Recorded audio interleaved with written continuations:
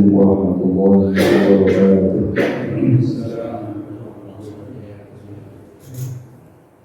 Alhamdulillahirabbil alamin. Salatu wassalamu ala nabiyyina Muhammad sallallahu alaihi wasallam wa ala alihi wa sahbihi ajma'in, amma ba'du. Alhamdulillah, kita bersyukur kepada Allah Subhanahu wa taala atas segala nikmat yang Allah berikan. Nikmat iman, nikmat Islam, dan nikmat bisa ibadah salat subuh secara berjamaah, dan kita lanjutkan dengan kajian. Ada pengajian lain? Untuk apa ya? Oh, di mana? Oh, Sakura 2. Oh, sebagian ke sana aja. Oh. Siapa yang isi semua?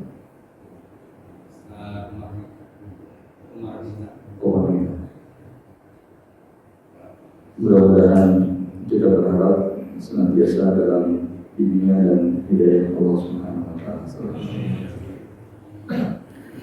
Hadirin Bapak-bapak yang dirahmati Allah Subhanahu wa taala dan Ibu, kita lanjutkan kajian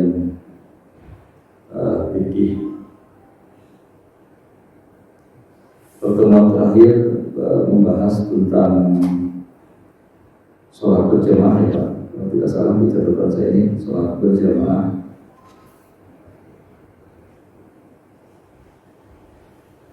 Terakhir itu yang berhak menjadi imam, sholat berjamaah. Dan kalaupun kemarin ada yang sudah, kita ulang sedikit barangkali terkait dengan tugas wewenang imam, dan kemudian nanti siapa yang makmum itu tugasnya apa saja.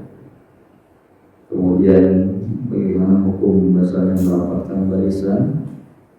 Kalau ada yang masuk itu, apakah harus diberpuk pundaknya atau boleh bikin jamaah lagi atau mundur ke belakang kalau kita misalnya imamnya sudah selesai, kemudian jamaahnya bikin baru lagi, padahal imamnya sudah selesai, misalnya seperti itu, dan sebagainya. Nanti kita coba bahas.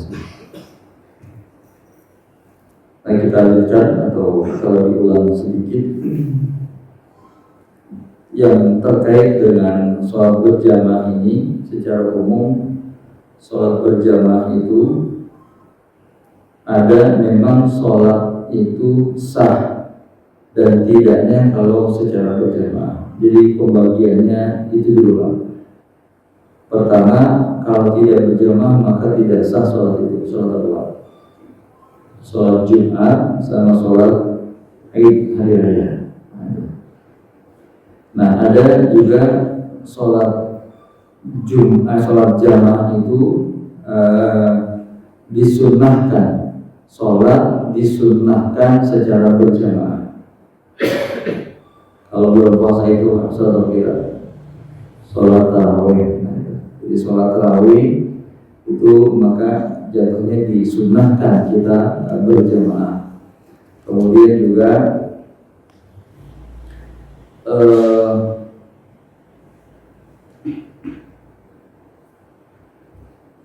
ada sholat yang memang dibolehkan kemarin itu secara jamaah, atau sholat dibolehkan kalau dikerjakan berjamaah. Malam-malam sekali itu, Pak, sholat apa? Sholat tahajud. Itu Rasulullah pernah, Anas bin Malik nginep di rumah Rasulullah, kemudian Rasulullah sedang sholat tahajud, beliau ikut menjadi makmum, maka dibolehkan berjamaah. Nah, ini terkait dengan jenis sholatnya. Ada yang menjadi syarat sah sholat, ada yang disunnahkan, ada yang juga dibolehkan. Nah, sedangkan sholat 5 waktu sendiri, hukum berjamaahnya kemarin kita sudah bahas, Pak. Ini saya mengulang sedikit aja. Ada 4 pendapat ulama terkait dengan sholat 5 waktu. Jadi sholat 5 waktu itu hukumnya dikerjakan berjamaah itu ada 4 pendapat ulama. Yang pertama, ada yang mengatakan atau berpendapat bahwa sholat 5 waktu itu dikerjakan berjamaah hukumnya adalah fardu kifayah. Fardu kifayah maksudnya bagaimana? Maksudnya adalah kalau di sebuah daerah ada yang tidak mengerjakan sama sekali, maka seluruhnya berdosa. Nah ini pendapatnya Imam Syafi'i, kemudian juga pendapatnya Imam sebagai Imam Hanbali.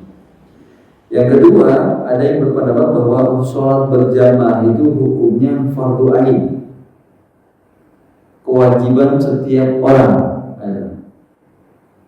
Artinya kalau ada yang tidak mengerjakan berjamaah atau seseorang tidak mengerjakan berjamaah, maka dia berdosa. Berdosa meskipun sholatnya tetap sah.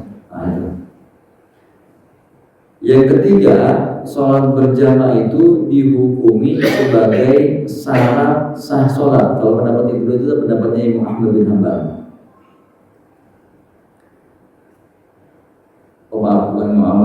Imam Hanafi dan Imam Malik. Jadi menjadi fardu ain.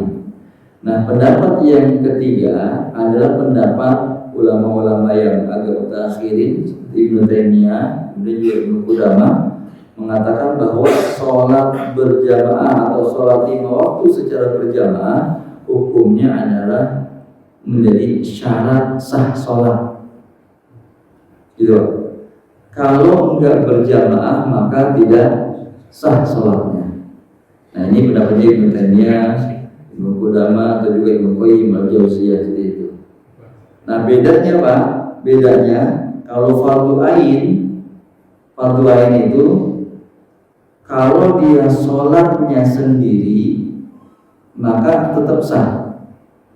Nah, tapi kalau syarat sah sholat itu adalah dengan berjamaah, maka kalau enggak berjamaah enggak sah sholatnya. Jadi meskipun dia sholat tapi enggak dihitung sah sholatnya. Nah ini pendapat yang kedua sama yang ketiga, bedanya di situ.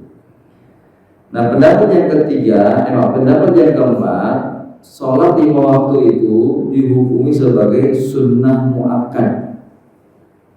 Jadi sunnah artinya kalau dikerjakan dia berpahala, tapi muakkad sangat dianjurkan yang tidak pernah ditinggalkan oleh Rasulullah SAW.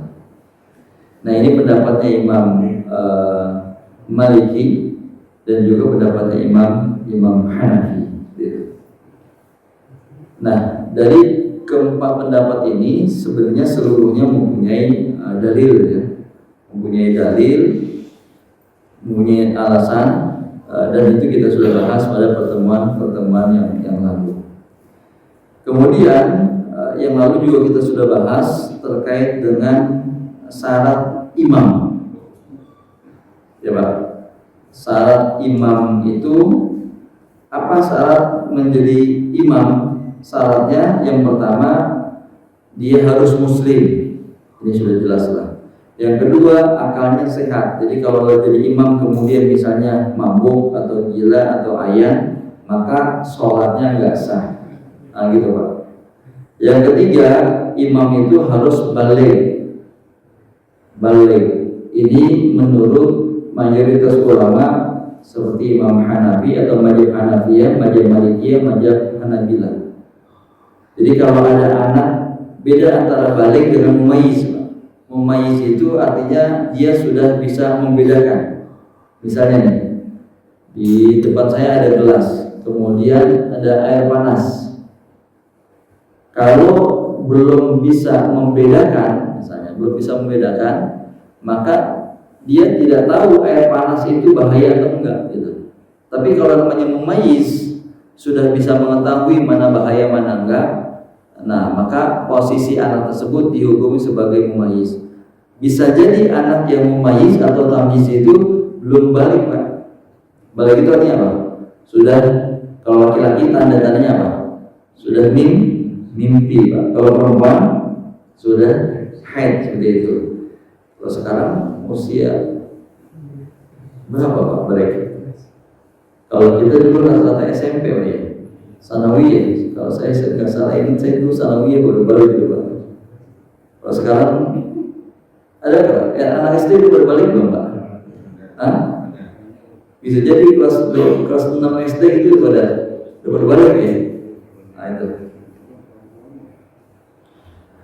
Nah, jadi ada konsekuensinya nanti hukumnya Pak.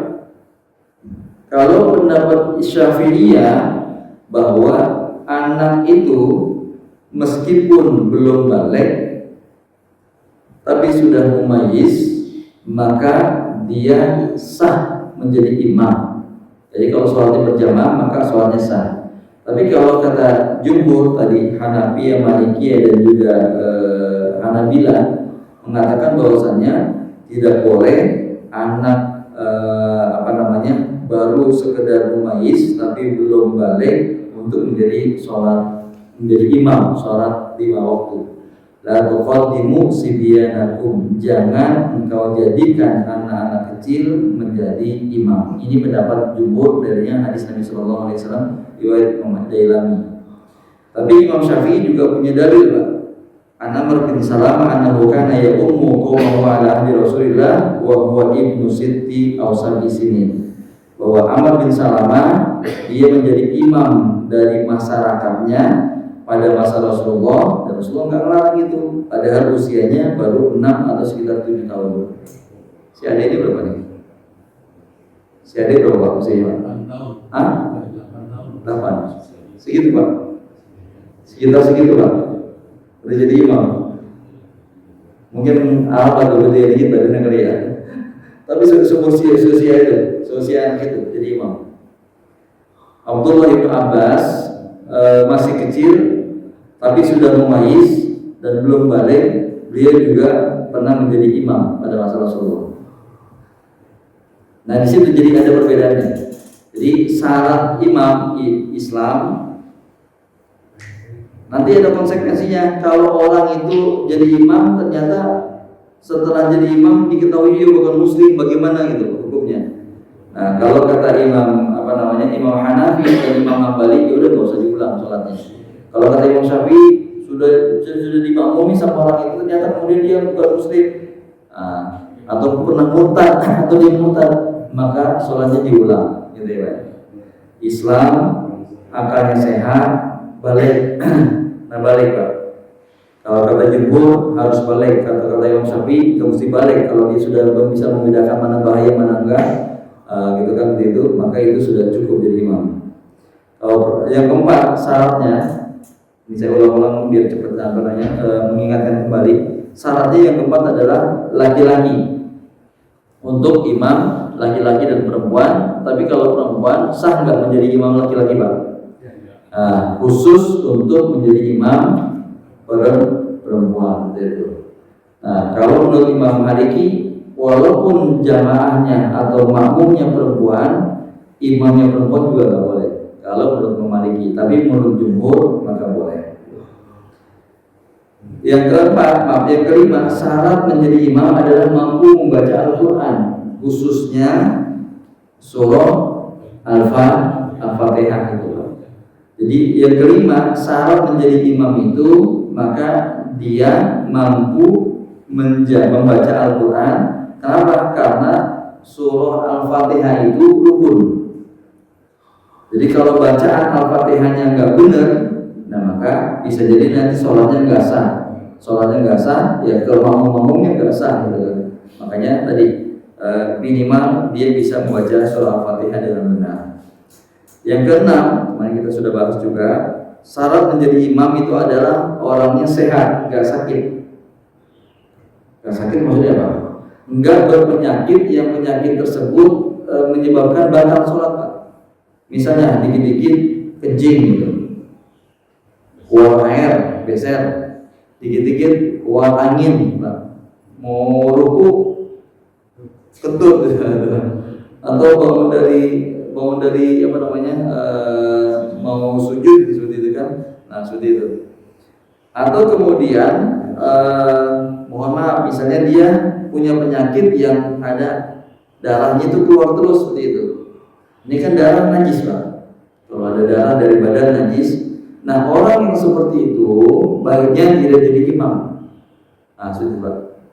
Baiknya tidak jadi imam. Tapi pertanyaannya, gugur nggak sholatnya? Sholatnya nggak gugur, dia tetap wajib. Meskipun ada najis dalam dirinya, maka dia tidak gugur sholatnya, dia tetap wajib sholat 5 waktu. Dalam kondisi tersebut dihukumi sebagai orang yang darurat. Darurat artinya apa namanya? Mendesak, terpaksa, nah itu. Jadi kalau dalam kondisi darurat, nah sesuatu yang haram aja boleh. Darurat ya Pak. Gitu. Nggak ada makanan misalnya, ya ada kalau nggak dimakan misalnya mati, ya adanya daging babi, ya sudah sekedar ganjil Pak. Jangan sampai kenyang, apalagi dibawa pulang. Nah itu. Nah kemudian yang ketujuh syarat jadi imam itu Islam, balik, berakal, kemudian apa tadi Pak? Sehat, kemudian mampu baca Al-Quran, nanti ya, mampu baca Al-Quran. Yang ke 6 apa tadi Pak? Laki-laki ya, laki-laki. Nah kemudian sekarang yang ketujuh, mampu mengerjakan semua rukun. Jangan sampai ada yang kelewatan satu rukun Pak. Nah itu. Kalau makmum ada yang ketinggalan satu rukun, boleh Pak. Kok boleh?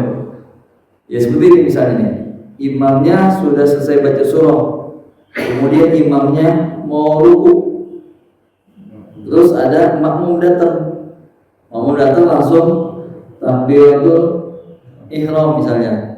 Dia baru baca Al-Fatihah 3 ayat gitu kan, langsung ikut ruku, belum sempurna rukun Al-Fatihahnya, atau bisa jadi belum baca Al-Fatihah baru takbiratul ihram dia langsung ruku. Nah, kalau posisi makmum kehilangan satu rukun misalnya baca Al-Fatihah, maka dia boleh. Tapi kalau imam nggak boleh, harus lengkap semua rukun-rukunnya seperti itu. Meskipun nanti kita mendapati syarat makmum itu misalnya mengikuti semua gerakan atau semua yang dilakukan imam, tapi ada pengecualian Pak. Ada pengecualian apa? Bisa jadi ada gerakan atau ada bacaan tertentu antar imam dengan makmum ini yang nggak sama. Misalnya Pak, doa iftitah Pak, imam bacaannya sama makmum doa iftitah sama nggak? Nah beda kan. Atau kemudian nantilah kita bahas yang kunut atau yang satu nggak kunut bisa seperti itu atau bagaimana. Kemudian juga bersedekah, posisinya kan ketika bersedekah kan jangan kan bersedekah angkat tangan aja kan bisa jadi beda. Yang imamnya sekuping, yang makmumnya sedada bisa seperti ini. Nah ini kan tidak mengapa ada posisi seperti itu. Nah jadi kita kembali, syarat imam mampu mengerjakan rukun sholat. Yang ke-8, imam itu syaratnya jangan sampai kehilangan salah satu dari syarat sah sholat. Apa itu Pak? Ya syarat sah sholat misalnya sudah masuk waktu sholat, kemudian suci badan, pakaian dari najis. Kalau imamnya misalnya pakaiannya kena pipis cucunya meskipun baru di ketiga bulan, ya sama aja Pak ya. Atau 4 bulan baik laki-laki atau perempuan, kalau belum cepat dicuci, ya memang nanti ada beda antara najis anak bayi laki dengan perempuan yang baru minum ASI. Kalau yang laki-laki cukup dipercikan aja, yang perempuan harus dikucek lah seperti itu. Nah, kena darah, kena nanah, kena muntah, kena yang dari kuping kayak air kuping itu kan. Kalau ingus atau dahak najis ya Pak? Nah, enggak ya. Mani najis ya? Mani enggak. Mazi najis. Wadi najis. Jadi yang enggak najis itu mani Pak. Kalau yang pipis yang keluar dari kemaluan itu ada pipis, ada mani, ada mazi gitu Pak. Nah, ada wadi bisa juga seperti itu.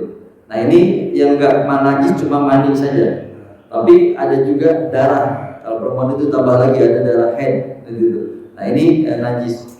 Darah manusia juga sama Pak. Darah hewan bagaimana? Darah hewan yang hewannya tidak mengalir atau tidak ada aliran darahnya seperti nyamuk, yaitu dihukumi dimaafkan.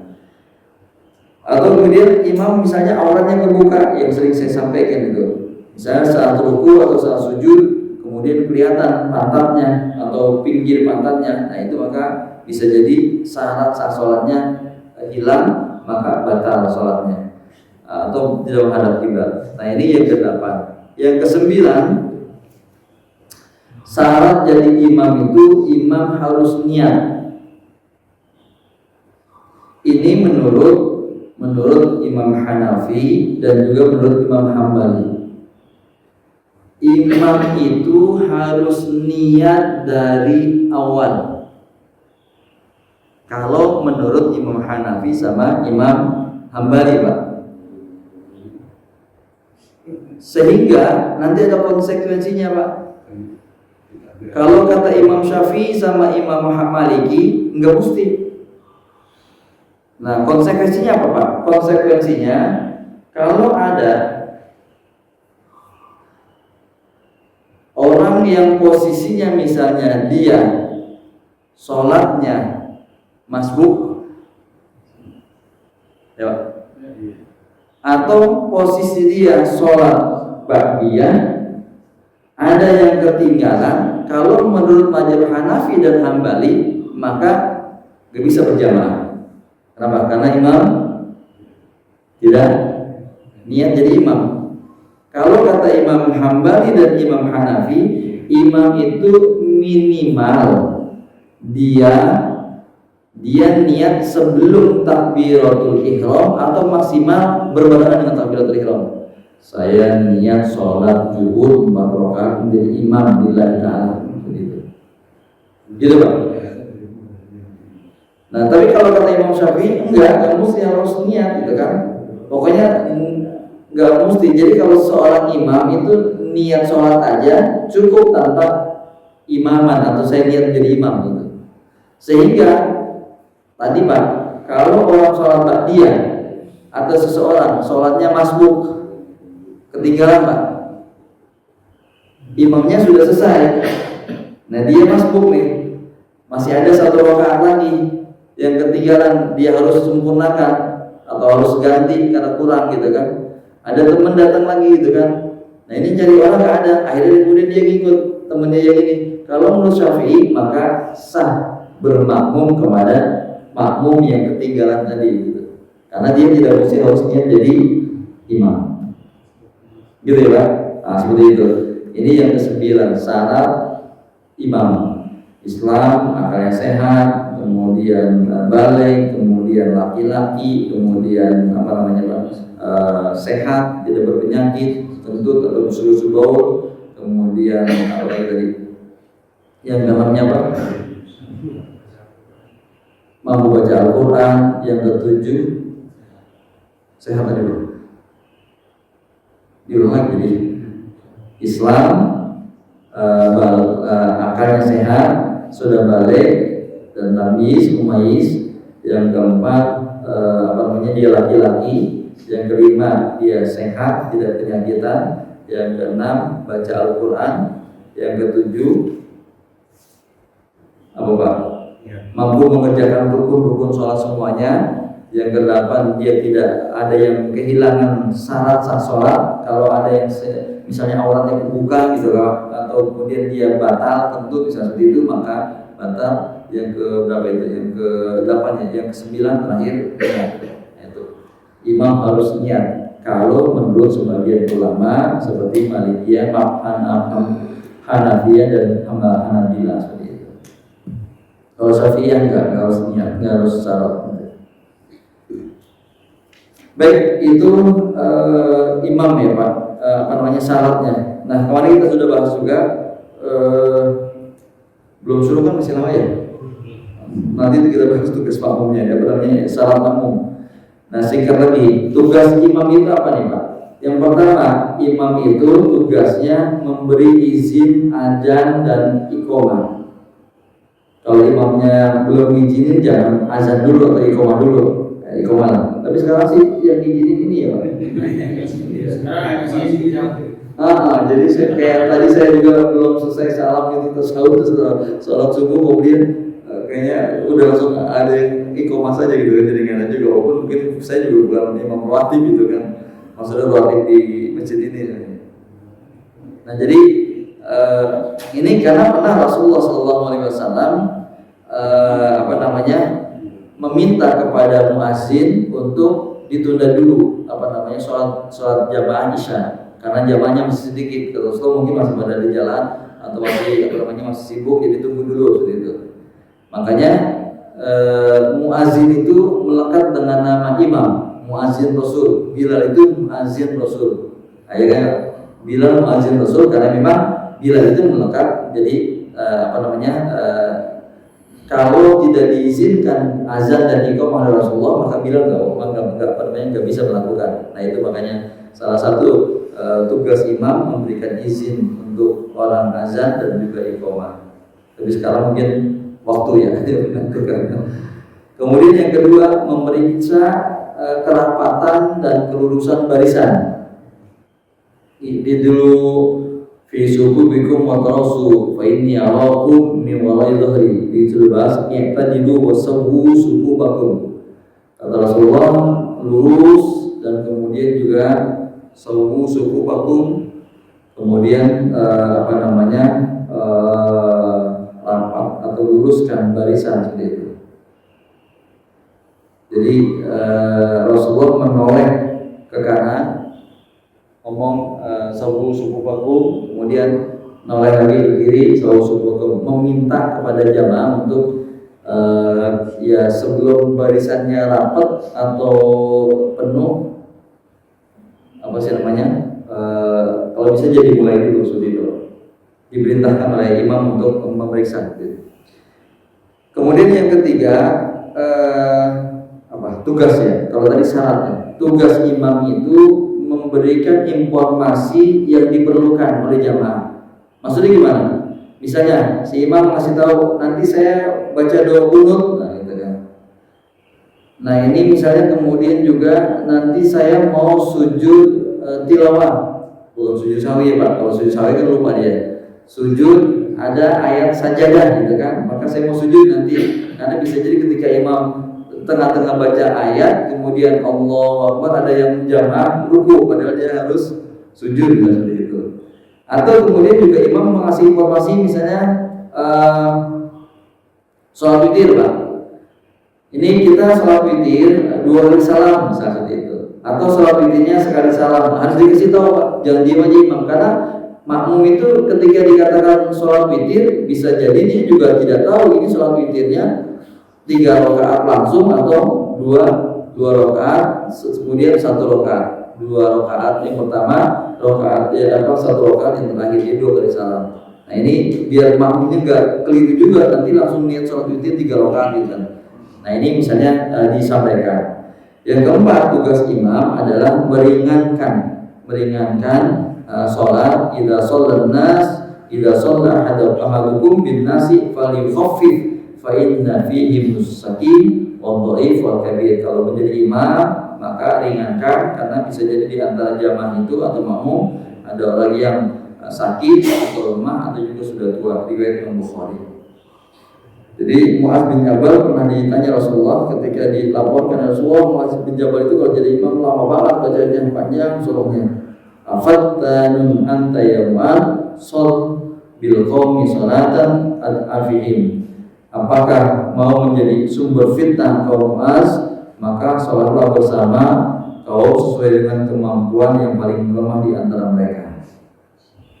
Ya, yang inilah Pak, jangan pula kemudian ini ada anjuran seperti itu, ya akhirnya ujung-ujungnya baca al-kafirun ya al-kafirun enggak gitu juga. Ya boleh pilih ayat-ayat yang lainnya, dan diusahakan sunnahnya itu berurutan ya, dari atas ke bawah.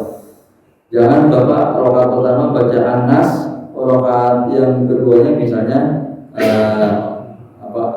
Al-Insyirah, Al-Nasrah seperti itu. Jadi dari atas dulu, bukan dari bawah. bacanya itu dari atas, maksudnya dari juz depan, Pak. Dari juz depan gitu.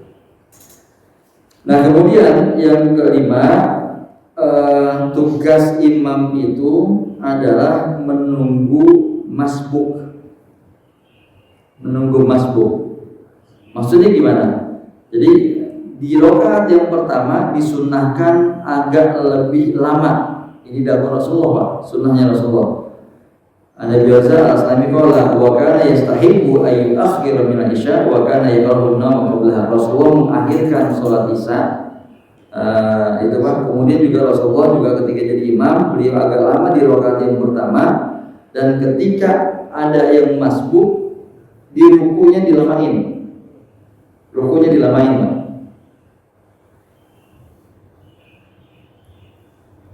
Tapi kalau masbuknya jangan banyak ya, satu aja kali ya, 1-2 orang ya. Lagi ruku kemudian kebuka, gerik gitu kan, pintunya. Nah, udah. Terus udah satu ya, masih kekejar lah satu rakaat ya. Tiba-tiba ada buka lagi gitu kan. Ya lapor kalau gitu bangun aja Bang, udah. Jadi kalau ditungguin sampai semuanya masuk semuanya pas lagi ruku kelamaan ya, wajar aja lah. Jadi cukup misalnya baca sesuai dengan bacaan sunnah ruku apa Pak? Subhanallahil azim gitu kan, atau subhanallahil azim wa bihamdi, satu kali sudah sah, atau ya bisa 3 kali gitu. Atau subhanallah wa bihamdika Allahumma firli. Kalau sudah ada ya subhanallah itu nanti doa otomatis ya. Nah, ketika imam misalnya ruku sujudnya agak panjang, kalau kita sudah bahas Pak, bisa 3 kali, bisa juga kita baca berapa kali Pak tasbihnya? 5 kali, bisa 7 kali, bahkan bisa sampai 11 kali gitu. Jangan diem aja Pak. Atau misalnya nanti juga kita bahas nih. Atau misalnya gini, ketika imam itu baca surah dalam sholat sir, sama nggak tuh? Beda kadang-kadang kan. Nah, kemudian imam baca misalnya atin gitu kan, watini wazaitun watulisi. Kita coba baca Allahu samad lam yalid wa lam yulad. Dia belum selesai, kita udah selesai. Ya kalau masih ada waktu baca surah yang lainnya boleh. Jangan cuma Allahu samad lam yalid wa lam yulad. Imam baca waduha mungkin ya Pak, lama gitu. Diam gitu. Jangan diam aja. Ya, dalam hal itu nggak apa-apa kita baca surah yang lainnya. Boleh nggak dalam satu rakaat itu kita baca surah lebih dari 1 surah? Ya boleh ya Pak. Tapi kayak kalau Al-Baqarah itu 1 rakaat buat gitu. 2 juz setengah gitu ya. Nah, jadi silahkan, dibolehkan seperti itu. Nah, jadi kita kembali. Jadi tugas imam itu menunggu masbuk. Jadi ketika ada jamaah yang dengarlah. Kalau di sini agak mending Pak. Kalau di Sabta Pesona ya. Sabta Pesona itu masjid di Atapan ya. Itu awalnya pakai kayak marmer juga, kemudian warna hitam. Ada orang masuk itu jadi kelihatan. Tapi karena katanya nggak usul, akhirnya dipakein stiker karena menggambar orang yang di belakang ketika masuk itu kelihatan jadi itu kan. Ya mungkin ada yang kadang-kadang lihat ke tembok juga gitu kan yang di bawah gitu. Tapi minimal kalau ada kedengaran suara tepak lah, suara tepak orang masuk ya, ketika misalnya masih bisa ditunggu dalam posisi normal dan matian rukunya masih bisa, maka boleh ditunggu. Yang keenam, tugas imam itu istiqlal. Istiqlal itu apa istiqlal? Istiqlal itu artinya kholif, apa istilahnya? Ganti Pak. Jadi khalifah itu kan sebagai pemimpin, sebagai ganti. Khalifah itu Rasul, penggantinya Rasul. Istiqlal itu hal. Jadi ganti. Jadi imam itu dalam kondisi tertentu dia bisa menunjuk orang untuk menggantikannya. Umar bin Khattab itu sholat subuh itu suka. Kemudian dia minta sahabat di belakang itu maju untuk menggantikannya. Utsman bin Affan juga sholat subuh itu suka. Diganti. Abu Bakar As-Siddiq juga ketika jadi imam, terus kemudian Rasulullah datang, Abu Bakar mundur, istiqlal. digantikan atau Rasulullah ya, seperti itu. Nah makanya kemudian orang yang di belakang imam ini siap-siap yang memang siap menggantikan satu saat imamnya berhalangan gitu, kayak kentut atau kayak keluar angin atau kayak batal gitu kan. Nah maka yang di belakang imam ini bukan juga yang sembarangan gitu, maksudnya mencoba lihat Pak kalau Masjidil Haram, soal Masjidil Haram itu ulama-ulama yang besar gitu yang di belakang imam itu, selain memang menyimak bacaan imam benar enggaknya, maka dia juga orang yang kalau kita kemarin bahas juga yang paling siapa yang paling benar jadi imam. Yang pertama adalah orang yang paham tentang fikih ilmu sholat. Yang kedua yang paling baik bacaan atau paling banyak bacaan dan hafalan Al-Qur'annya. Nah kemudian yang ketiga adalah orang yang memang tinggal di situ, orang mukim. Nah kalau nggak ada juga orang yang paling tua, maksudnya umurnya seperti itu. Nah ini kan tapi nggak ada yang kelima paling banyak istrinya ya Pak ya. Nggak, itu aja syaratnya disebutkan dalam hadis Nabi seperti itu. Nah yang keenam kita balik lagi ya. Yang tadi tentang mengganti imam. Kalau imam itu batal gitu ya, dan apakah dia memberi isyarat kepada orang yang di belakang yang menggantikan atau melipir aja langsung saja? Iya. Jadi dalam hal misalnya memberi isyarat, kemarin kita sudah bahas juga, Rasulullah itu ketika sholat ada yang mengucapin salam, beliau kasih isyarat pakai tangan. Gitu Pak. Kalau posisi imam itu kan dia sudah batal, misalnya sudah batal, ya maka dia bisa narik orang untuk menggantikan istiqlal.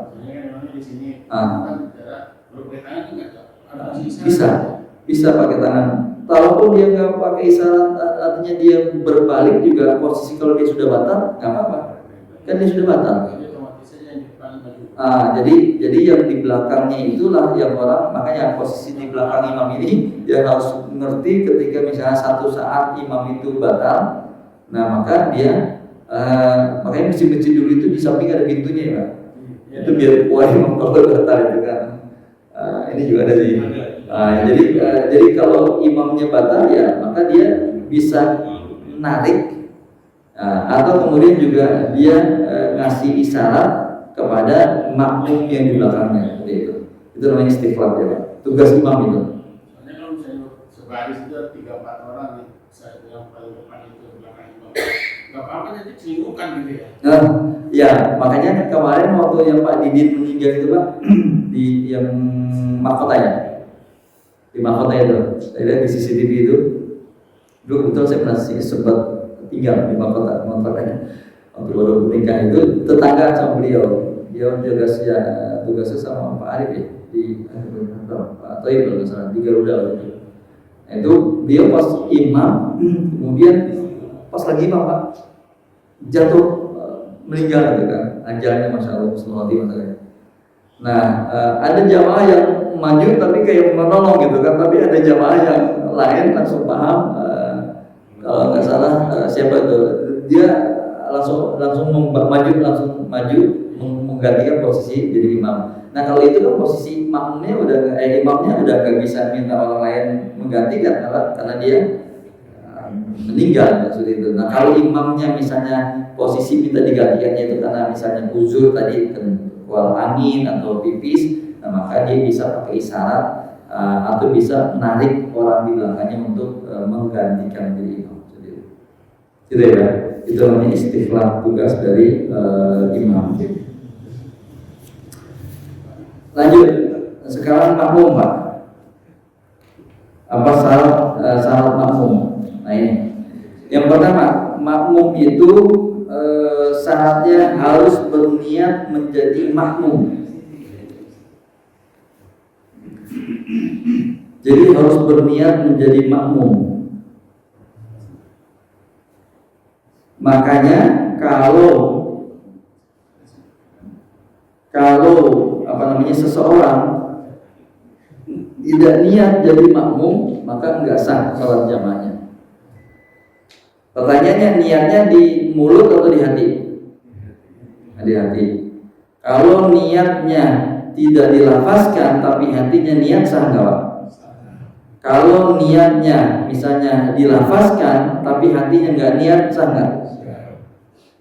Lafazin sholli fardhu maghrib misalnya, salah satu, tapi hatinya enggak niat, sah enggak? Enggak. Jadi niat itu di hati, Pak. Mau mulutnya melafazkan atau mulutnya bilang atau menyampaikan, tapi kalau hatinya enggak. Kalau mulutnya enggak menyampaikan, hatinya ngomong, sah seperti itu. Mulutnya hanya membantu saja seperti itu. Nah, itu memudahkan untuk mengingat seperti itu. Bahwa ini lagi sholat maghrib, gitu kan seperti itu. Nah, pertanyaannya yang kedua adalah waktu niat itu kapan, Pak? Jadi waktu niat tadi sama seperti imam, niatnya itu minimal dia sebelum takbiratul ihram, lagi berdiri itu, Pak, niat boleh di situ. Atau paling maksimal itu berbarengan. Kalau sudah selesai takbiratul ihram sebelum al-fatihah dia niat, nggak boleh, nggak sah. Ada nggak, Pak? Kalau Allahu Akbar, saya niat sholat maghrib 3 rakaat jadi imam, udah hatinya ngomong gitu, Pak, pakai bahasa Indonesia nggak apa-apa gitu kan, udah hatinya. Nah itu nggak boleh, Pak. Kecuali kalau kita begini, saya niat sholat maghrib, makmum nita Allahu Akbar, saat takbiratul ihramnya nggak niat, boleh.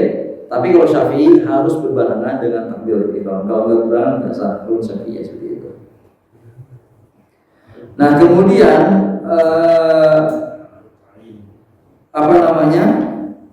niat itu tadi waktunya itu ya, Pak ya. Waktunya boleh nggak si makmum itu niatnya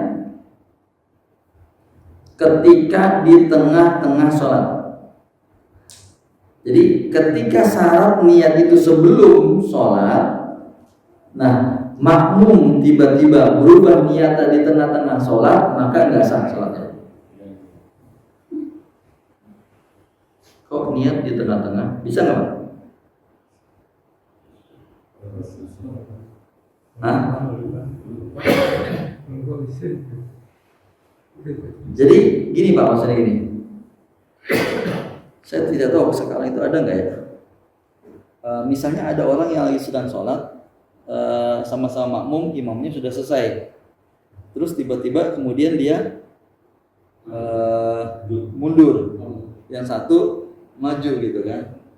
Nah posisi siapa yang nyuruh ente jadi imam gitu kan, atau kemudian siapa yang bilang ini jadi makmum, padahal kan sudah bermakmum dengan imam yang pertama gitu. Nah makanya tidak boleh dia misalnya bermakmum kepada imam yang ini, karena posisinya niat itu harus sebelum takbiratul ihram atau saat takbiratul ihram mulai sholat. Nah gitu, Pak.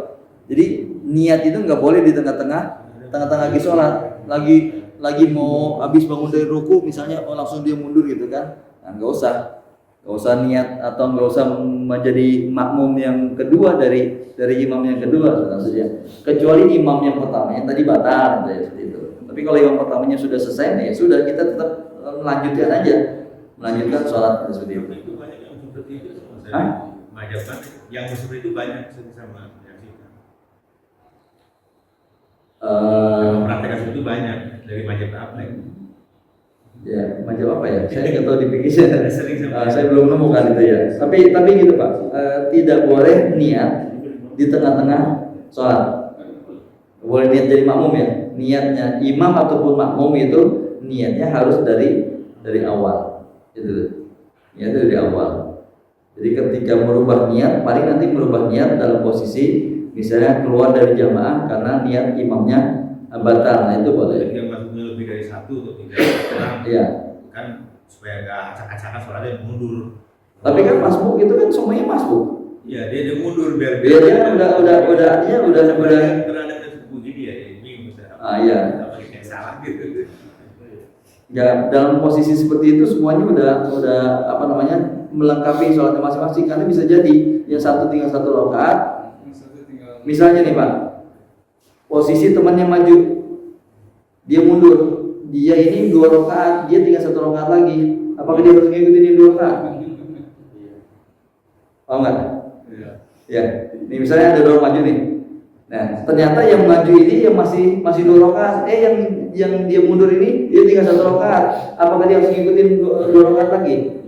Enggak kan? Ya udah, kekurangannya aja tinggal dilengkapi gitu kan.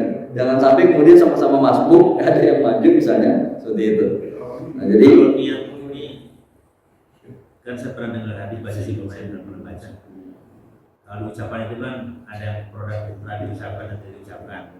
Karena kelemahan ucapan itu setan suka memplesetkan.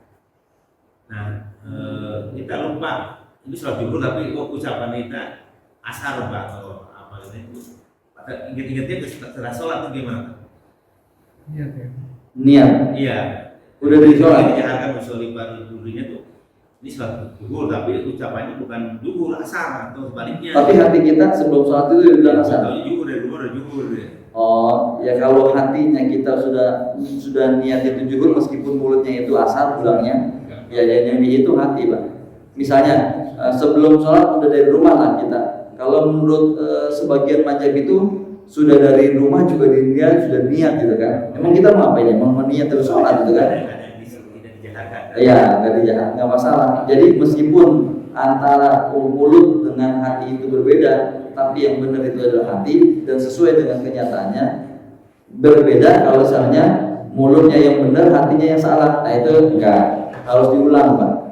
Karena niatnya sudah salah gitu. Misalnya ini dia sholat maghrib Pak, mulutnya bilang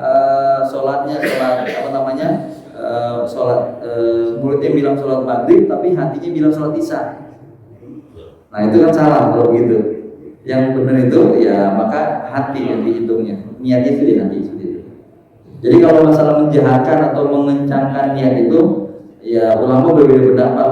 Dalam artian ada yang membolehkan, ada yang mensunnahkan. Syafi'i, Hambali itu mensunnahkan, makruh artinya disukai karena untuk kita membantu seperti itu. Ya, jadi nggak apa-apa. Ya, kalaupun mengeraskan untuk membantu, tapi jangan kencang juga Pak sampai belakang keras itu kan. Sholli fardhu maghrib. Pernah saya temukan, saya terganggu dengan usuli sampai imam sudah berdiri masih usuli. Wiswas kalau gitu ya. Ya kalau mau baca pelan-pelan aja lah, gitu jangan kencang juga ya kan. Itu kan sekedar ini kan aja dianjurkan. Kalau namanya benar-benar lupa gitu ya, pokoknya itu soal asal. Kita ingatnya zuhur, kita niatnya zuhur gitu ya. Tapi begitu sudah rakaat, kan zuhur tadi baru ingat gitu, ini asar. Iya itu sering. Itu harus diulang lagi dari awal. Iya, kalau niat sholat itu mau dari awal Pak. Berarti kalau kayak gitu jadi kita harus ulang lagi. Iya, kalau di tengah-tengah seperti itu posisinya kan posisi yang apa ya?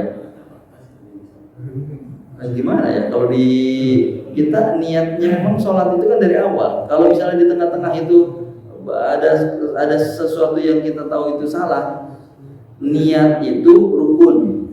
Ada ya Pak. Kalau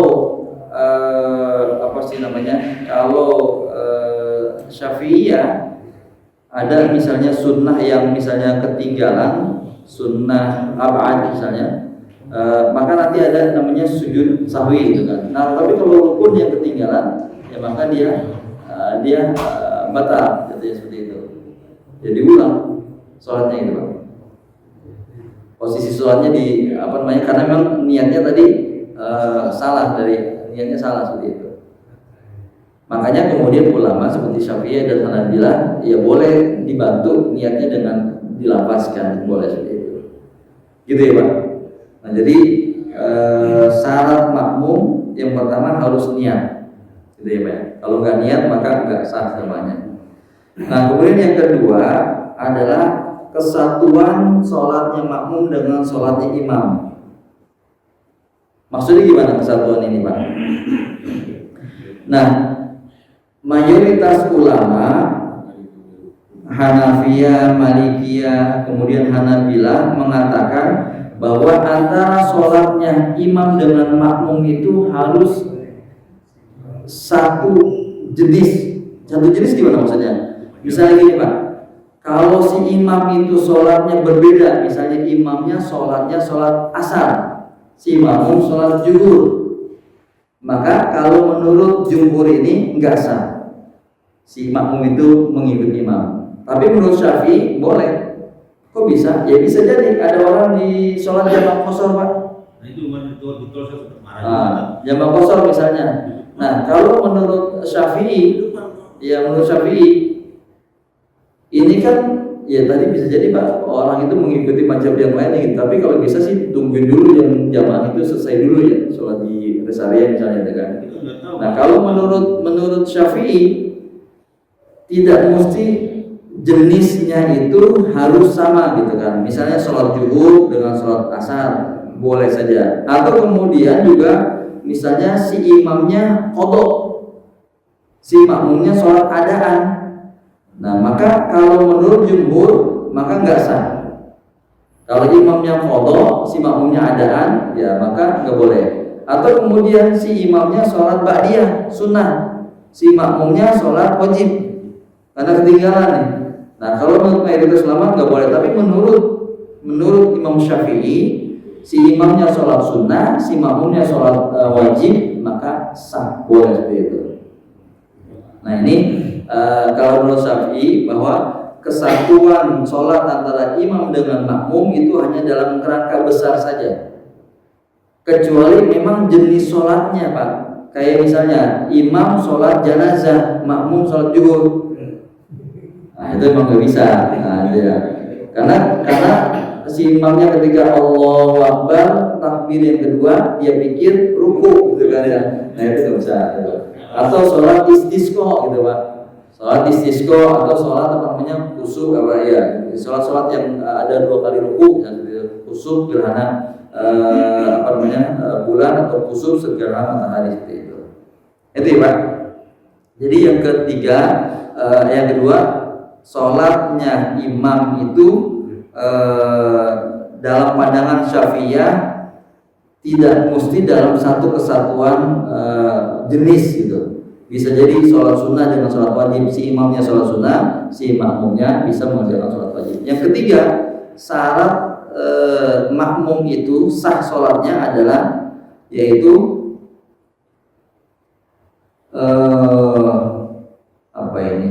posisi imam itu, posisi makmum itu tidak melebihi imam, gitu Pak. Posisinya mana ukurannya? Ukuran posisinya itu Pak, ini dalam bahasa Arab itu, kalau kita wudu maka minimal yang harus kita basuh namanya apa ini Pak? Bahasa Arabnya ka'bun, mata kaki, gitu. Minimal sampai sini. Tapi kalau posisi sholat berjamaah yang tidak boleh melewati imam itu namanya aqabun, aqaban. Ya. Jadi akibun, ini apa nih Pak? Tumit atau tungkak ya, tumit. Jadi meskipun imamnya misalnya kakinya lebih maju, tapi kemudian makmum kakinya lebih mundur, tapi kemudian jari-jarinya si makmum lewati imam karena lebih panjang. Asal yang penting tumitnya tidak lebih depan dari Pak Sadi, coba tolong. Jadi yang penting tumit ya Pak, yang penting tumit tuh, antum bisa jadi imam. Yang penting tumitnya gitu. Jadi tumit atau bima jangan usah menyamakan. Yang penting tumitnya. Jadi kalau tumitnya lebih maju dari imam maka tidak sah seperti itu. Nah ini mundurnya agak jauh. Hah? Kalau mundurnya agak jauh ke belakang. Kalau mundur agak jauh ya nggak masalah. Nanti kaitannya dengan merapatkan sholat, Pak. Yang merapatkan sholat itu juga ada perbedaan pendapat. Tetapi ini, Pak.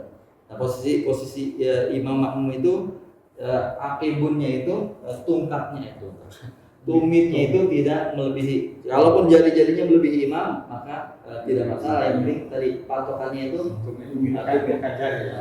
tumitnya itu. Nah, kalau dia makmumnya ke belakang lagi, misalnya agak beda, ya nggak masalah itu seperti itu.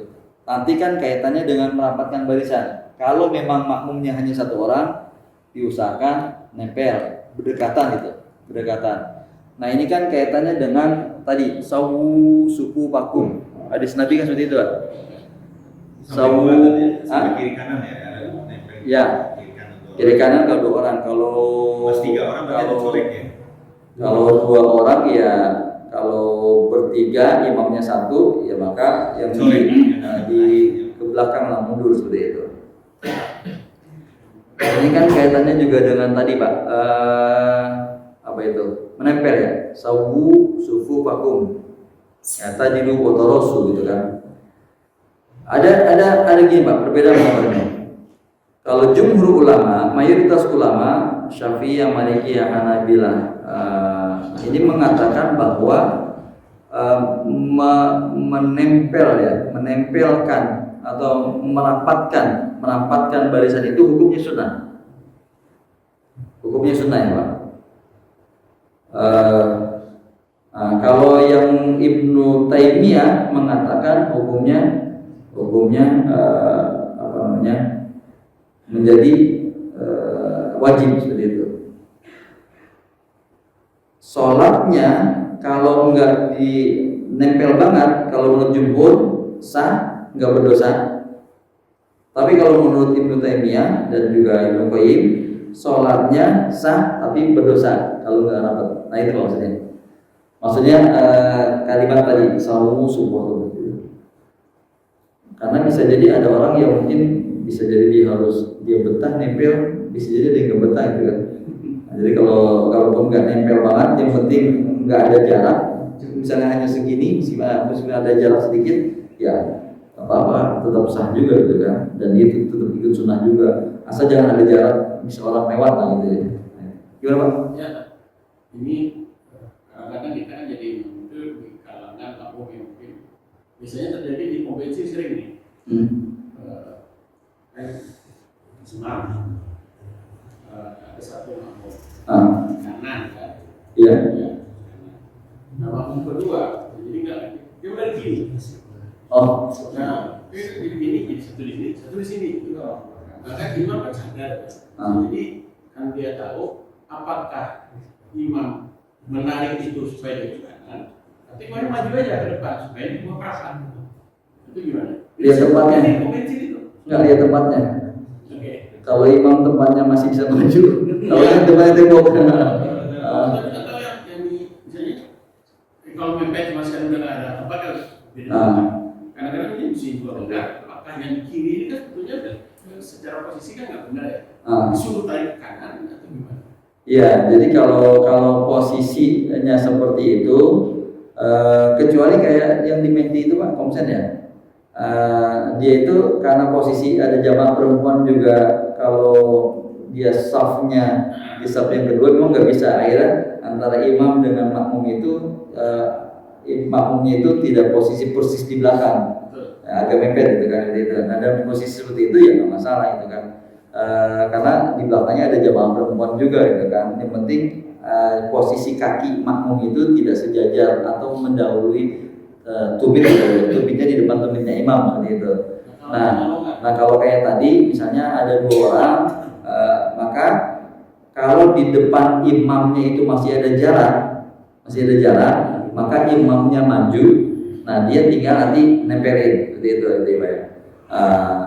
Kalau misalnya posisi di imamnya itu udah tembok gitu kan, ya tinggal ditarik aja, Pak. Ditarik, dia mau mundur ke belakang. Kalaupun nggak ditarik, didorong dia mundur ke belakang. Nah, dia juga yang di sebelah kiri juga dimundur ke belakang, biar dia ngerti bahwa posisi kalau berjamaah berdua itu bukan di sebelah kiri kanan, tapi di belakang seperti itu. Khawatirnya kalau dia disuruh dorong hal itu kepala kita. Itulah pentingnya belajar ya. Seperti itu.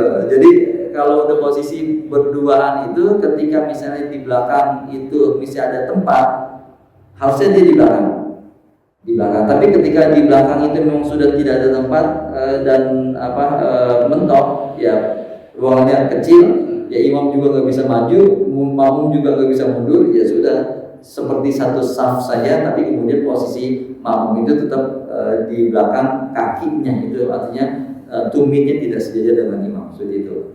Jadi diingatkan aja supaya bukan pakai bingung mulut ya, tetap pakai isyarat seperti itu. Nah kemudian yang berapa? Yang keempat, makmum ini syaratnya, syarat jadi imam ya, syarat jadi makmum. Makmum dan imam berada pada tempat yang sama. Tempat yang sama maksudnya apa? Ada beberapa masalah nih Pak. Pertama, dalam masjid tapi terpisah, gitu ya.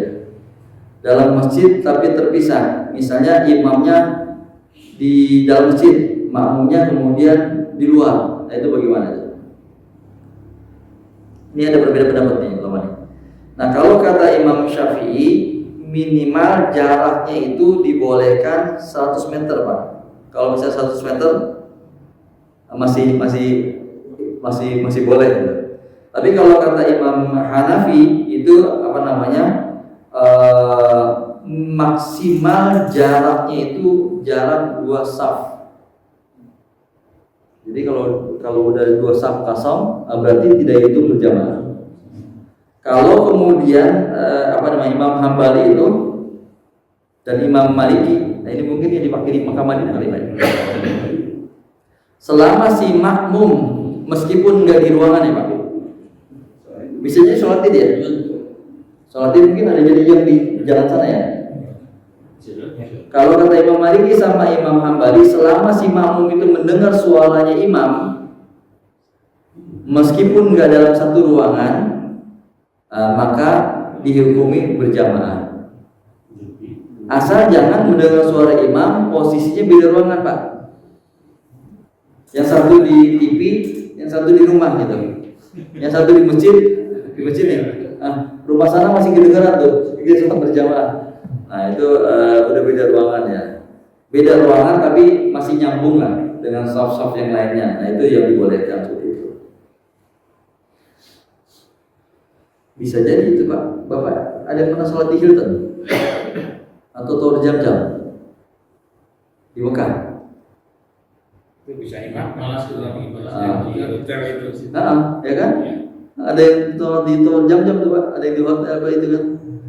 Jadi bisa jadi menggunakan pendapat yang Hanafi Hambali gitu kan, bahwa meskipun di beda ruangan tapi kemudian masih mendengar dan diyakini masih menyambung.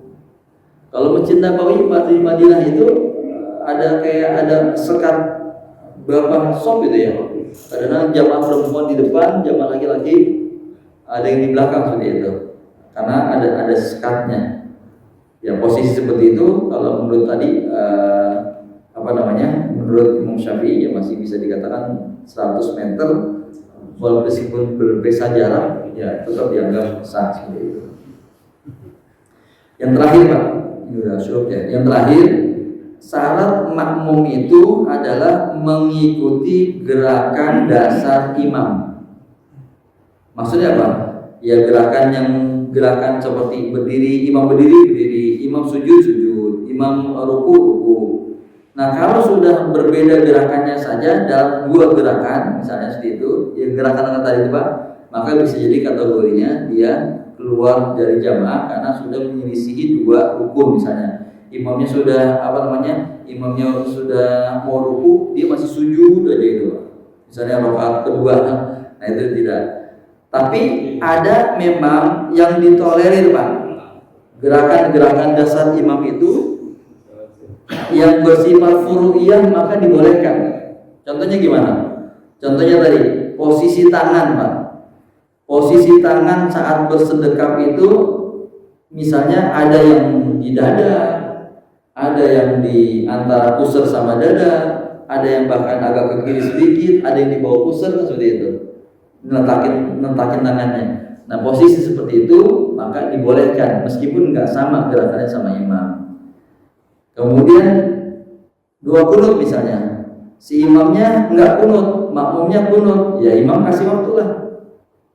Atau imamnya kunut, makmumnya nggak kunut, ya boleh dalam posisi seperti itu, si makmum ikut imam, dia mengangkat tangan atau nggak ngangkat tangan boleh Pak.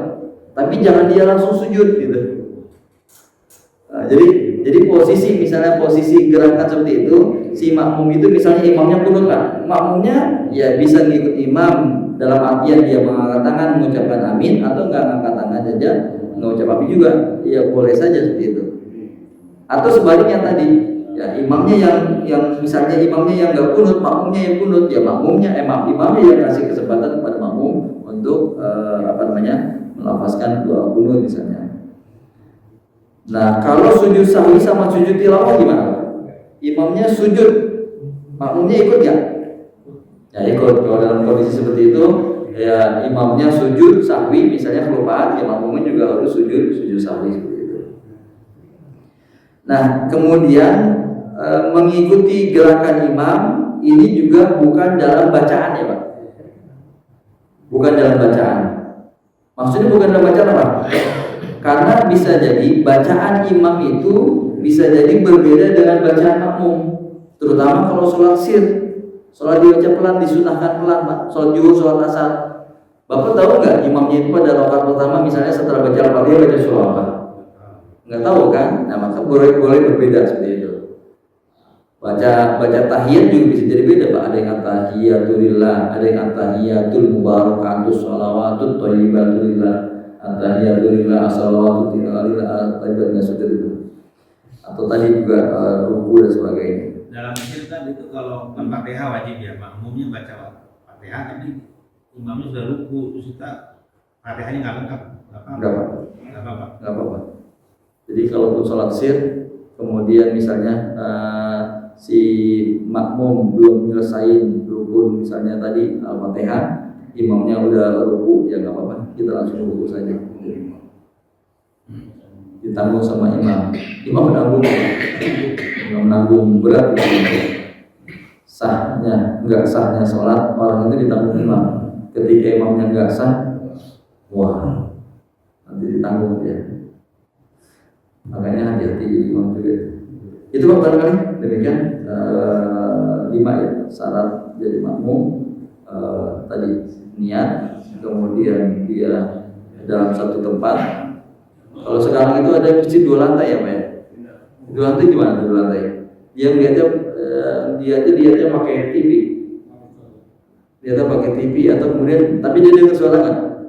Ada. Kalau dengar berarti seperti Imam Hambali, Imam Hanafi, Imam Maliki mengatakan ya meskipun ada jarak gitu kan, maka tetap sah. Masjid Haram juga berapa lantai itu ya? Nggak lihat suara imam, nggak lihat imam kan Masjid Haram juga. Tapi bisa juga. Allah cukup, ada pertanyaan lagi? Cukup ya? Dari demikian barangkali sholat berjamaah pembahasan kita sudah selesai. Jadi syarat imam, syarat makmum. Kalau ada yang masbuk, saya cari di Al-Quran atau hadis Pak. Ada sih memang di buku fikih, tapi ulama menjelaskan misalnya posisi ketika orang masbuk itu apakah harus nepok gitu, harus ya ditepok gitu seperti itu. Kalau mengikuti Al-Quran atau hadis Nabi saya tidak menemukan menepuk itu. Tapi kemudian ada dalam buku-buku fikih sebagian itu yang mengatakan kalau sekedar mengasih isyarat, yang penting imamnya memahami, silakan. Kalaupun tanpa itu juga boleh. Tapi kalau imamnya misalnya kagetan, gitu, nah, mendingan nggak usah. Itu Pak, demikian ya barangkali. Kalau ada jamaahnya banyak nih Pak, jamaahnya banyak misalnya di rest area gitu kan, rest area. Bagaimana? Ya rest area itu Pak, kalau sholat itu jamaah minimal harusnya sih satu masjid satu ya Pak. Cuma kadang-kadang tadi itu kan, ini lagi sudah sholat, kemudian sholat di jamaah kosong, tiba-tiba ada yang datang lagi kemudian bikin jamaah lagi. Ya sebenarnya kalau mengikuti Imam Syafi'i boleh saja, meskipun dia lagi sholat asar misalnya, jamaahnya lagi jamaah asar, takdim misalnya, sholat zuhur, tapi kemudian sholatnya sholat asar, kerjaan sholat asar itu kan, ada yang baru datang, sebenarnya ikutin aja ini. Kalau menurut Syafi'i boleh aja Pak. Jadi kalau menurut Syafi'i itu nggak mesti harus kita bikin jamaah baru lagi, itu cukup jamaah yang sudah ada seperti itu. Itu barangkali Pak tambahan melihat fenomena yang ada dalam masyarakat itu. Subhanallah wa bihamdika asyhadu an la ilaha illa anta astaghfiruka wa atubu ilaik. Assalamualaikum warahmatullahi wabarakatuh.